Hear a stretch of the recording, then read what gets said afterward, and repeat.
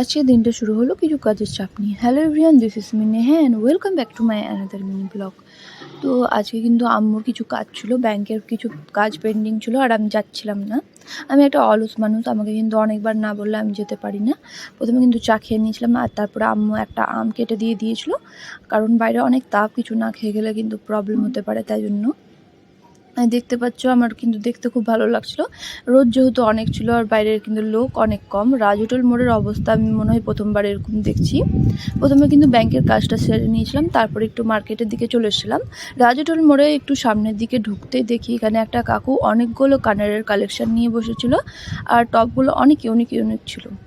তো এখানে কিন্তু আমি একটা নিয়ে নিয়েছিলাম 10 টাকায়। আমার তো মনে হলো অনেক বেশি ভালো, কারণ মার্কেটে এখন এগুলোই টপ 15 টাকা থেকে 20 টাকার মধ্যে পাওয়া যাচ্ছে। আর কাকুর কাছে কিন্তু কানের অনেক কালেকশন ছিল, মানে কানের দুলগুলোও ছিল, তোড়া, তার সাথে ছিল কিন্তু নেকলেস। তো তোমরাও পারচেস করতে চলে কিন্তু মার্কেটে চলে আসবে, রাজ হোটেল মোড়ের সামনের দিকেই কাকুটার কিন্তু দোকান বসাই নিচের দিকে। তারপরে নিয়ে নিয়েছিলাম জাম। আমার বাড়িতে কিন্তু জাম সবারই পছন্দের খাবার, আর জাম খাওয়া আমাদের শরীরের পক্ষে অনেক বেশি ভালো। বাড়িতে এসে কিছুক্ষণ পরই দেখি বৃষ্টি স্টার্ট হয়ে গেছে আর দিনটাও বেশ ভালো হয়ে গেছে, ঠান্ডা ঠান্ডা হয়ে গেছিলো। এখানে বাচ্চাগুলোকে দেখে কিন্তু মনটা খুব ভালো হয়, কারণ আমার ছোটোবেলার কথা মনে পড়ে যায়। আমরা ওয়েট করতাম কখন বৃষ্টি হবে আর আমরা সবাই মজা করব। এখন তো সে স্বপ্নগুলো স্বপ্নই হয়ে থেকে যাবে আর এগুলো দিন কোনো দিনও ফিরে আসবে না। তারপরে কিন্তু আমি ঘুমিয়ে গেছিলাম, যেহেতু আজকে অনেকটাই ব্যাংকে গেলে কিন্তু অনেকটাই কাজ করতে হয়, মানে ওখানে এসে থাকলেও একবার এখানে যেতে পারে, ওখানে যেতে পারে, তো বিরক্ত হয়ে যায়।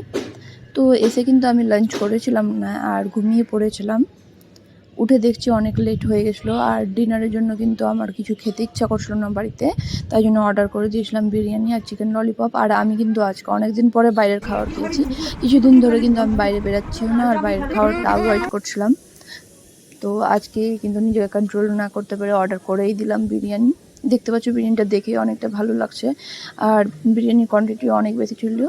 এখানে কিন্তু ডিম দিয়েছিল একটা। ভিডিও ভালো লাগে তাহলে লাইক কমেন্ট শেয়ার করে দাও। দেখা হবে আবার নেক্সট মিনি ব্লগে। টাটা।